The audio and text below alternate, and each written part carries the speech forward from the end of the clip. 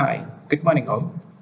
Today in this session, we covers the basic functionalities of accounting in Odoo 16. For that, I'm guiding you into the accounting module, and once I am into my accounting, my dashboard will be opened, and my dashboard, I can see boxes over here, and these boxes represents my journals, and this view is in the Kanban format. And these tax invoices and vendor bills are called from my journals. And you will be arriving in a small clarification that how Odoo got these journals in my dashboard. For that, once while setting your company in the beginning step, you had done some configurations over there. For that, we need to go to the configurations and the settings. And once when you see your physical country, you can see that I had predefined my country as India. And once this configuration completes, and according to this configuration, I set my accounting localization towards India. By default, from that configuration, Odoo helps me to configure my default chart of accounts and my default taxes over there. Please make sure that you need to configure your country that is being applicable for your usage, because once this has been settled and once the accounting package has been installed, and if any journal entries are being in your draft mode or you have posted any entries, then you can't see the functionality called physical localization over there, and that functionality will be disabled. Okay. So I'm taking you back towards the dashboard, and again, we need to complete some more configurations before onboarding into our accounting. For that, you need to set your accounting periods. The accounting periods means it is your financial year for the particular premises. So Odoo needs to define your closing date over there. In Odoo books, you need to enter your closing date. Okay, and in the consideration of bank of account, here Odoo has a set of bank accounts that has been assigned by your country localization, and from that you can call your bank account and you can configure from there. It's easy for you to do one. Again, in the taxes point of view and in the chart of accounts point of view, these both will be set by Odoo in default as per our accounting module package that has been chosen by our country. Okay, and you just need to make sure that whether I am using the correct taxes over there. And in the chart of accounts, you just need to make sure that my account names are being used as per by Odoo in default. If needed, you can also alter your account names as per your convenience, as well as you can also alter the account codes as per your convenience. This is done in an instant process by Odoo, and it's also easy for you to carry on with that. Once these all are completed, the dashboard won't be shown. The dashboard will be shown like this. In this particular format, your dashboard will look like. Okay. Again, into the next window, the customers. Here, once I am clicking on my customers, I can see invoices, credit notes, payments, follow-up reports, products, and customers. The invoices, this window helps me to invoice my customers in full, where in that you can enter your customer name, you can enter the accounting period, you can enter the bill period, you can make sure that the whether customer is in name, is a what type of tax policy he's used by, whether he's in registered business or whether he's in unregistered business or whether he's in a sect area. All that can be called as per your country's localization. Okay, and when I'm moving on, you can also set the follow-up level for him over there, and you can have a payment terms for him. That payment terms also can be defined over that.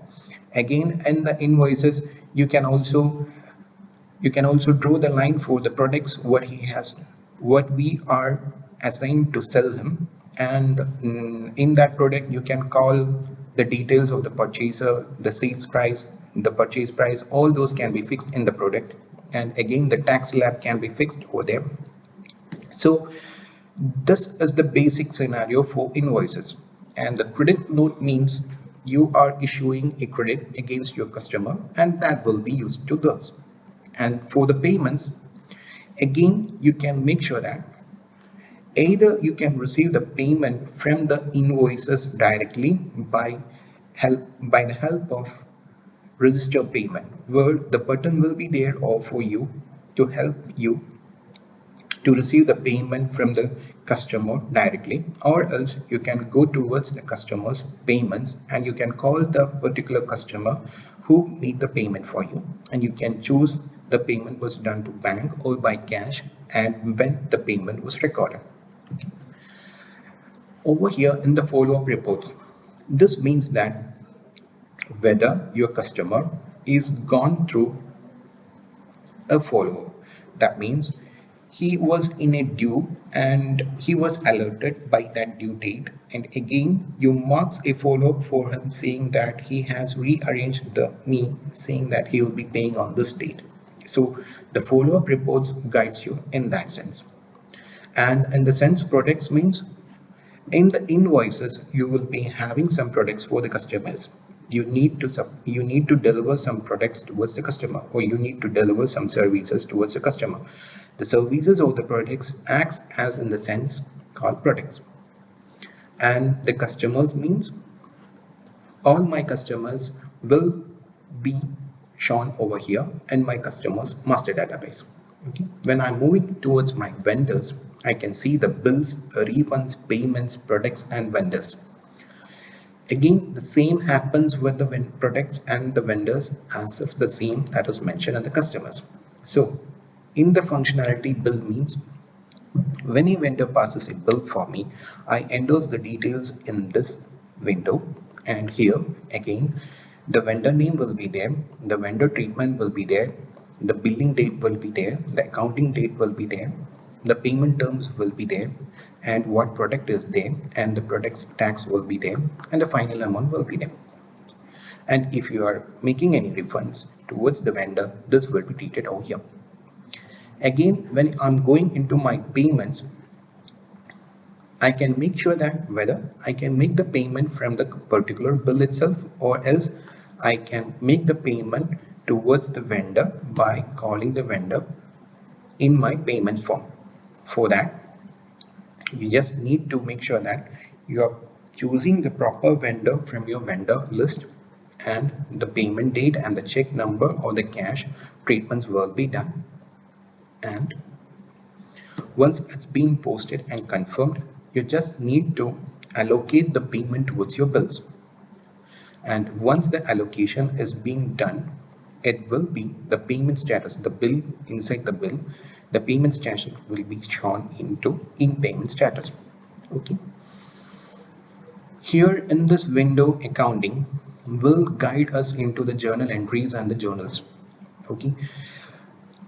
If I need to make a payment for my office related purposes, or if I'm making any payment for my staff reimbursement purposes, then I'm using my journals. Okay. For that, I need to choose my proper account over there. In the sense, the account means once I'm using an office expense, my account type has been assigned as office expense, then I'm supposed to enter my payments that are related towards my office expenses only. So the account type is a crucial role while entering the journal entries in your this box. Okay. And in the scenario, automatic transfers help you to assign your transfers towards any particular. If you have any rent bill towards a particular office space, then you can use the automatic transfers over here. And the analytical items helps you to match your payments, match your invoices with the analytical items that you have pulled over there. Okay, in the sense, assets, deferred revenue, and deferred expenses are all a treatment in Odoo, and how my assets has been treated over in Odoo defines over here, and how my revenues in deferred and how my expenses in deferred, the treatments has been mentioned over here. In the sense, reconciliation means that reconciliation happens from this particular point window, and how the reconciliation will be happened and guided will be explained in the coming modules. And here the log date means, the log date helps, or the log date's meaning in Odoo means that once my financial year has been closed and I'm looking my date, means that my accountant or my any of my employees who's been using my accounting module are not assigned to post any entries after the log date. So the log dates functions like that. The same is also happening for after the audit works. Again, once I'm going to my reporting, the main report falls with the balance sheet, the profit and loss account, the cash flow, the executive summary, and the tax report. These are the healthiest reports for knowing that whether my company is going in a positive manner. So these part will be explained for you in the coming sessions. And again comes the audit reports that falls with the general ledger, the trial balance, the journal report. And these reports can be pulled for you in an easier way from here. The general ledger in full says the full ledger of the particular company will be pulled from here, and these all things will be explained in the coming sessions for you. Again comes the partner reports. The partner reports falls with the partner ledger, the age received, the age payable. These are related with our customers and vendors, and the age received falls with my customers and the age payable falls with my vendors, and the same will be explained for you in the coming sessions. Again, here the management schedule over here means the invoice analysis. The invoice analysis over here represents my invoice, how much invoices has I billed towards my clients, and the ratio will be assigned over here, and the detailed depth will be shared in the coming sessions. Again, if I'm moving into my configurations, it also comes with invoicing, banks, accounting, and payments, management, and analytic accounts. Again, what I mentioned in the accounting and reporting happens, the configurations all happens from this particular window. In the invoicing, the payment terms means, or the follow-up levels means that the payment terms, if I have a contract with my customer or with my vendor, I can set a payment term over here.